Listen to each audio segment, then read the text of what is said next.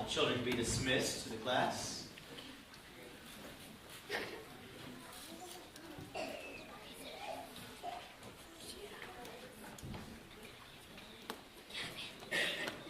We're going to be in John today, John 13.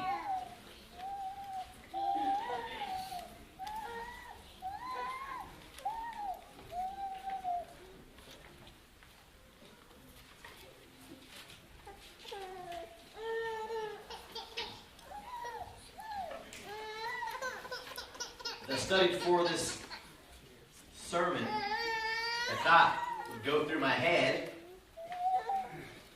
The thought was, it's not about the feet. Oftentimes, we hear the story that we're about to read, and we think, we got to wash feet. You have to. There's no other answers. You have to wash the feet. Well, before we read the story, let's go back a little bit. This is the night Jesus is betrayed and put on trial. So he's already come into Jerusalem with a victorious parade. Before that, he raised a man, his best friend, one of his best friends, Lazarus, from the dead with just his words. If you were to see like a power meter, the power of Jesus is starting to peak right now.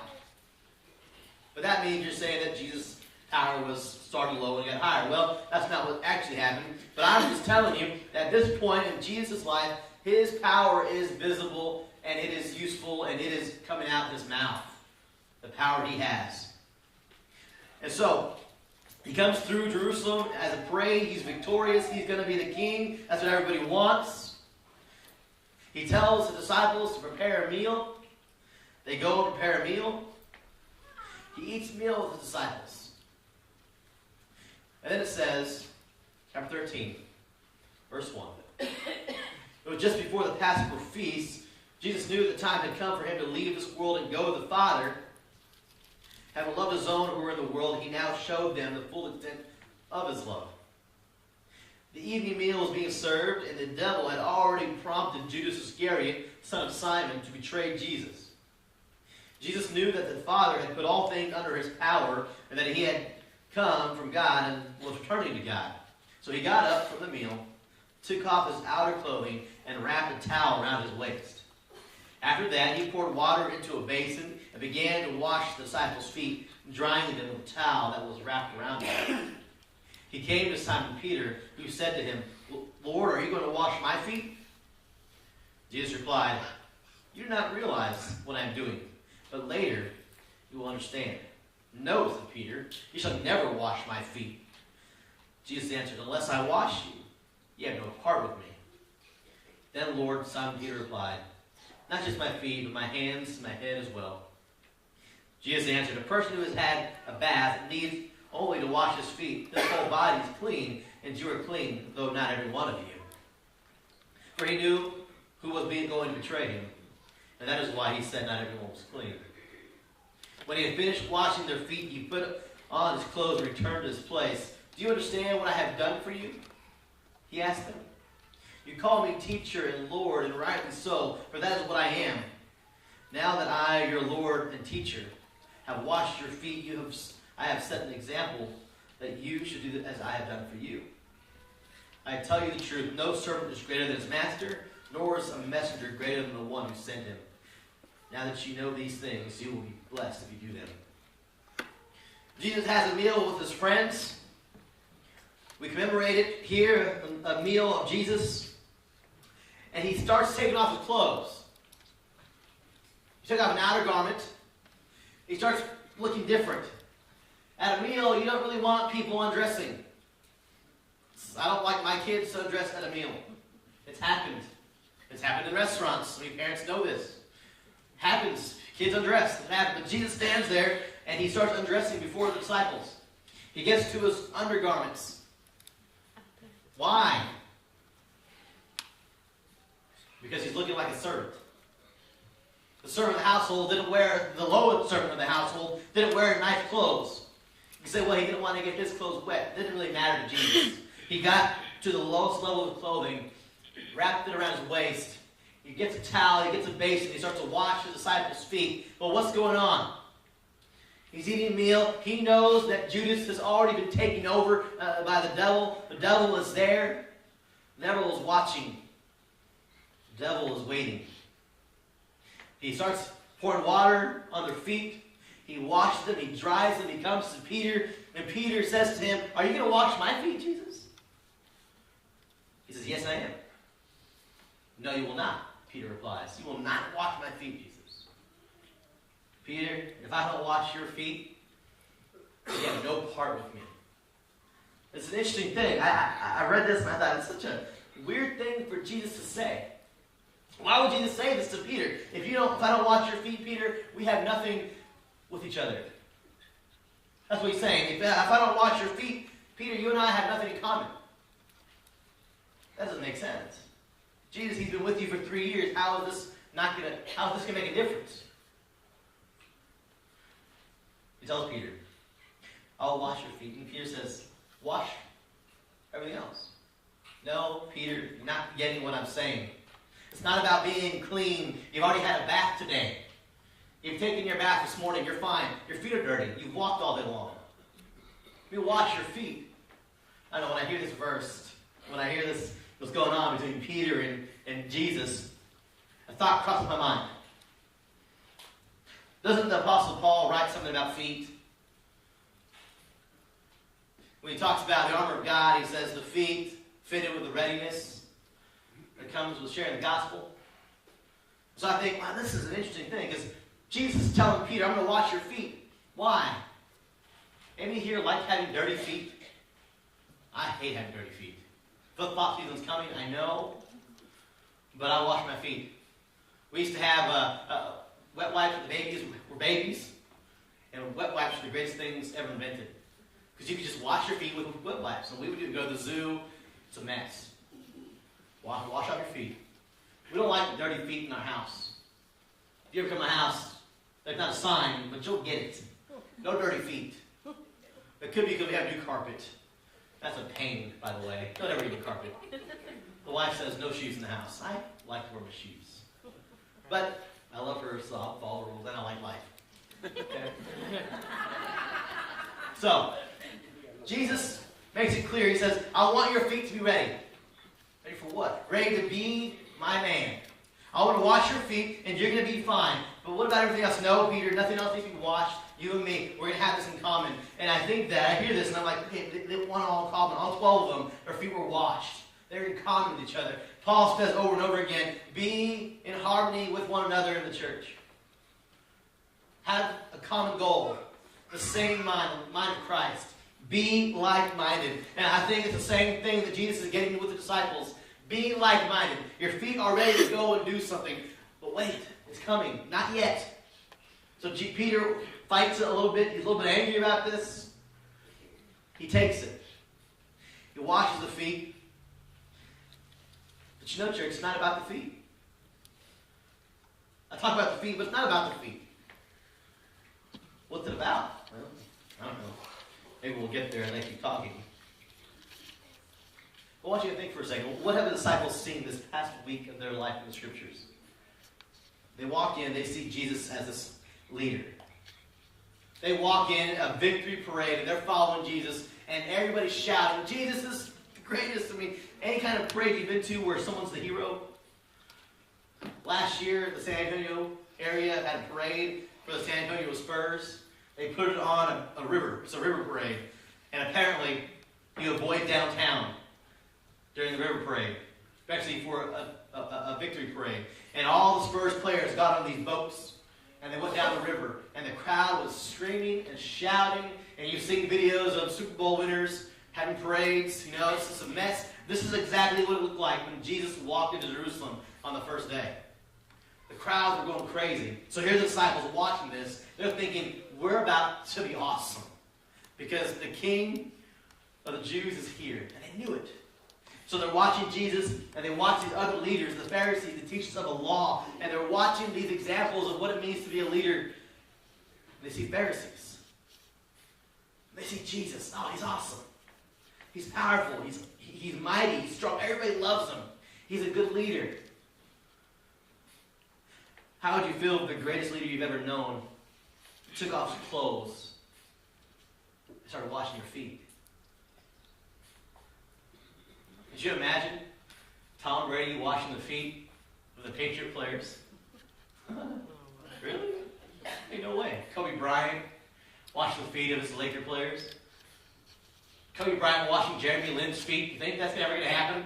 No. Never. You know, Michael Jordan washing Scottie Pippen's feet? No. There's no way. But here's Jesus, the man who walked on water, one who's raised the dead with his voice, the one who's given sight to the blind, and he takes off his outer garments and he starts rubbing the feet of his disciples. Think about that for a moment. That's a leader. So Jesus is erasing and trying to erase every thought of what a false leader is. You remember those Pharisees that argued with me in the temple? That's not a leader. Those teachers of the law that argued with me in the temple, those aren't leaders. The ones who look down at everybody else because they're not as holy as they are, those are not leaders. Those are just men who pretend to be leaders. And church, oftentimes they sneak in to our buildings. People that pretend to be leaders, but they're not. It happens. And Jesus is telling the disciples, a leader is this. A leader is someone who will do the best job they can in the lowest position possible. Jesus is the best man for the job, and he stops everything. He could just sat at the table and ordered a disciple to wash his feet, but he doesn't. He takes off his garments and washes the feet. There's a saying that said, may you be covered in the dust of your rabbi, of your teacher. In other words, follow so closely to your teacher that his dust covers you. I like that. Follow so close to Jesus that his dust covers you. But no one ever thought that the rabbi would wash the feet of his students. Jesus is erasing this false leadership that he sees in Jerusalem. Not about the Pharisees. Don't worry about it. They're not good leaders. All they want to do is bring people down. Don't worry about the teachers of the law. No, look at me. It's not about the feet. He could have done anything else. But the feet made sense to them because they knew the lowest job of the house was to wash feet. If they didn't have a hierarchy of servants, the woman would have washed feet. It's a low job. No one wanted it. But here's Jesus. Washing feet. But again, I must say, it's not about the feet. I read this text and something hits me about Jesus' humility. As I think of Jesus' humility, I think one text that always hits me. I love this text. Philippians 2, 5 through 11. The attitude should be the same as that of Christ Jesus, who being the very nature of God, did not consider equality with God something to be grasped. Break this down a little bit. In this story, Jesus takes off his outer garments and is a servant. But Jesus already took off his heavenly garments before to become a man. It said that he considered equality with God not something to attain, not something to hold on to. And so he knew who he was, but he knew that he did not belong on the same level as God. And so he says, I am not him. I am just a man like you. Not considered equality with God something to grasp, but took the nature of a servant. Being found in human likeness. That's Jesus. The master of the universe, the one who spoke and the stars existed. The one who spoke and the human flesh rose from the dead. From the dirt. This is Jesus. It's not about the feet, it's about Jesus. And that's the example we follow. He did not consider equality with God something to grasp. He took the very nature of a servant and he became obedient to death. Could you imagine? You worship a God who died. Right? But he didn't die. He rested. He was in the grave for 3 days and he just came back to life. I mean, he knew it. You read it. We all knew it was going to happen. The Pharisees didn't believe it. Even the disciples who followed him for 3 years didn't believe it. But he showed them, I can do this. He says in chapter 11, he says, I am the resurrection and the life. That doesn't mean for everybody else. That means for himself too. I am the resurrection. I am the life. I can't be stopped. This is Jesus. He is living this life. He's showing the disciples, I am awesome. He doesn't say those words, for that one would be humble. He shows them that they might see how great he really is. So Jesus becomes humble. Again, leader washing the feet of his workers. A CEO washing the feet of the janitor. Could you imagine? Could you imagine? Master of the universe took off his holiness, took off his heavenly garments, took off his outer layer of clothing, and washed the feet of his disciples. Talk about feet. What the disciples are learning here is that what everybody needs to know, what leaders find important, followers do as well. What leaders find important, followers do as well. So church, what do you find important? Then you'll determine who you follow. What's important in your life? That's your leader. Well, I got to keep up with fashion, so clothes are really important to me. Well, welcome to your guy. Did I say that? I just did. I like this and I like that. I like the thing that takes most of your time and thought. That's your God, and that's who you follow. And you'll do things to make your life fit in with that culture. Jesus is showing them, I am this culture. I am your culture. What I find important, you should find important too. And he says at the end of that, he says, now that you know these things, you will be blessed if you do them. What do you find important, church? Numbers? Are numbers important to churches? Yes and no. Yes, because numbers equate people. And the more people we get to get the gospel, it's good. But when we base solely on numbers, then no, it's not good. What did the church tend to find important? Carpet color. I like blue, obviously. I wear a lot of blue.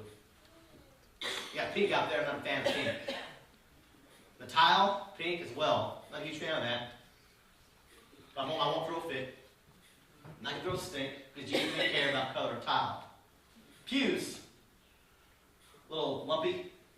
Kind of old. They creak when I get up. That could be my fault, I guess. I don't know. It could be me creaking. What do you find important, church? What is it that's important? How about we go out into our culture out here?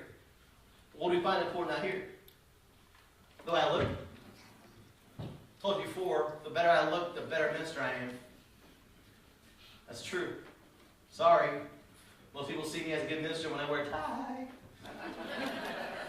Especially when I wear one with Jesus on a cross. That's pretty awesome, right? It's a double whammy for you guys.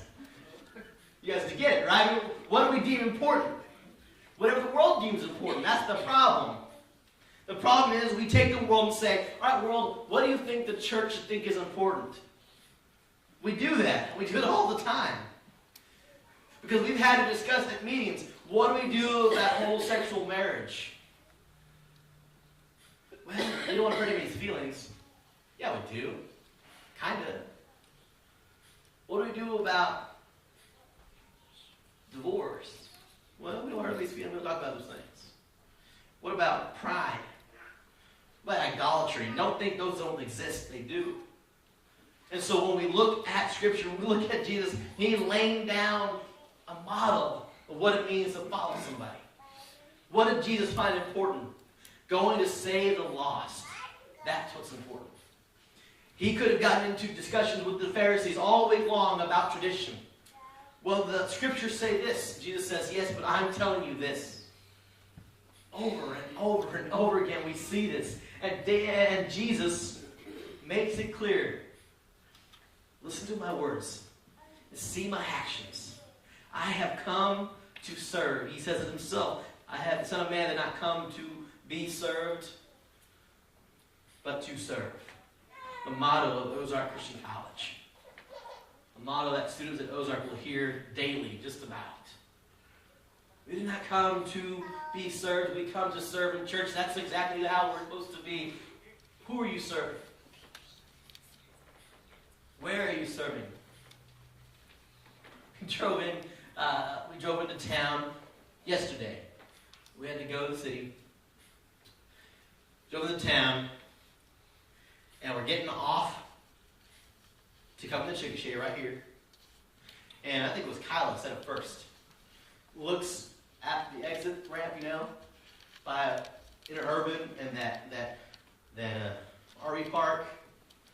She goes, "Oh, that looks terrible." I'm thinking, what? So we both look over, and there's trash everywhere. I mean, just everywhere. And Kyla said, she says, "We need to do something about that." You know what that means, right? Service product for you guys. No, it's a service product for us. Okay, I get it. She's making a point. She says, "We need to do something about that." Why? Why do we need to do that? Don't people get paid to do that? No. Aren't there people in jail to do that? Yes. Wouldn't Jesus do that? No. Yes, he would. Right? He would. He would stoop down to that level and go and pick up the dirt. Why? Because people would have seen the humility. That's not the point. But the point is that he would have done it because it's a low position to be. Christ never claimed himself to be the king of the Jews. He let everybody else do that. He was a servant to the end. He was a servant, and he was a model of servanthood. His heart bleeds service. You see, what leaders find important, followers find as well. And so if you are here and you don't like service, you're following the wrong person. Because we can't die for another person's sin that's been taken care of. Maybe through the power of Jesus we can raise people to life.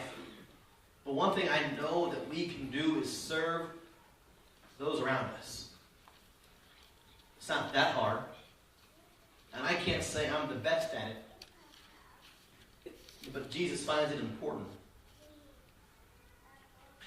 I also think of this.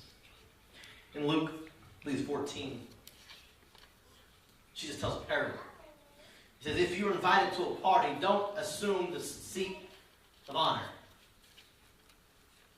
Because it can be really embarrassing when somebody more important than you shows up and they tell you, you got to go down there to sit at a low seat. So what Jesus says, Jesus says, when you go to a party, take the low seat. Why? Because how great would it be for you if they said, hey, you don't belong down here. You go to the top of the table. You go to the end because you're important. That's it. And Jesus says, humble thyself and you will be praised. You'll be glorified. So church, I have to ask, are you ready to humble yourself? A couple eyes go, oh, I don't know if I'm ready to do this. Are you ready to go? We've been talking about going kind of all year. I know some of you, this isn't your thing. Some of you, you don't like this whole idea of going and spreading the gospel. It's not your thing. It's not what you're comfortable doing. But I think it is. I think as a believer in Christ, you have to be comfortable. Not greatly comfortable. But you have to be comfortable sharing the gospel. And guess what? It takes practice. And so maybe it's one day we're going to go out here and we're going to pick up trash. I don't know. Maybe it's going out here and picking up trash in this park. But in the end, you all know it's true. The smaller the job and the more effort we put into it, the greater Jesus looks. It's not about feet. It's about heart. Where's your heart? Does your heart lie in Christ? The things that he finds important, do you find them important? Or do you argue about trivial things that Jesus would care less about? See, Jesus has done his thing. He has showed his disciples exactly what it looks like to be a leader. And when Jesus leaves, you see it.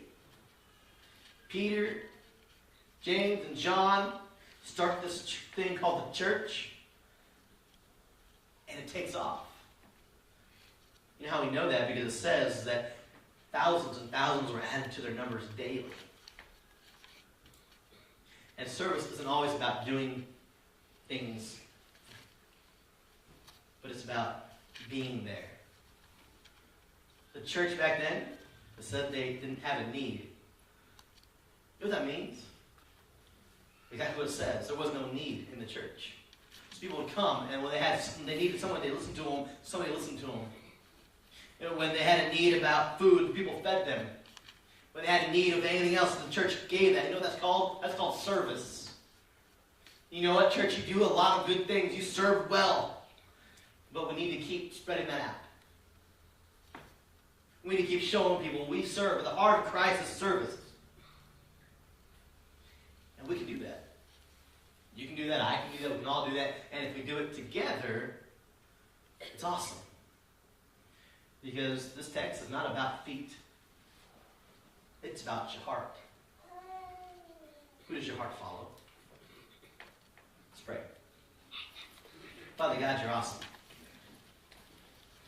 Thank you so much for all that you've done. God, thank you for this text. Thank you for your word. Thank you for Christ. Thank you for letting him be the ultimate example of a leader. Thank you for sending him to humble himself for us. That he would take the form of a servant and die a servant's death, only to be glorified in the end. God, your word promises that we will be resurrected, that in the end we win.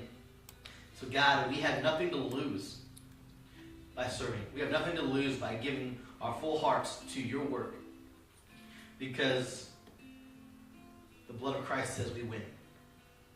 Mercy says we win. Grace says we win. And so we have nothing to lose to go out there and be your heart to the community.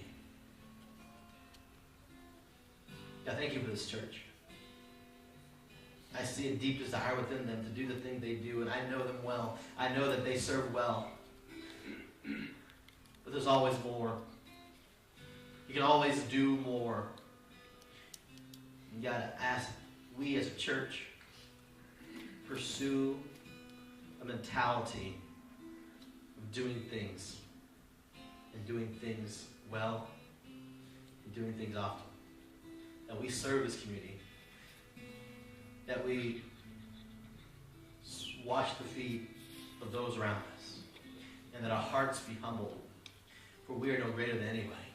If Christ can leave heaven and die on the cross, then we can surely serve and be the lowest for the sake of Christ. God, thank you for Christ. As I pray. Amen. Please stand and sing our invitation song. When you're here and maybe you need Jesus in your life, come on up. Maybe you're here and you just want to redo your Christian life. So, I've not been doing well, and I want to start this thing over again. Come on, let's talk. Maybe here you just want to join this church. You're not a member, but you want to join church because you kind of like here. Another time to come forward to.